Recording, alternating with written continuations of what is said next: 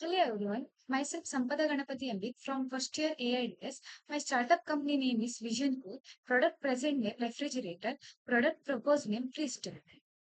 Mentioning some of the requirements and feeling about the product as set by the customer during the empathizing activity, smart sensor for good freshness detection, clean condenser coil and temperature adjustment setting, transparent doors and voice prompt.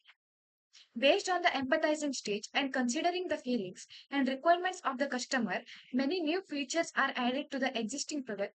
Existing product name refrigerator, futuristic product name freezer.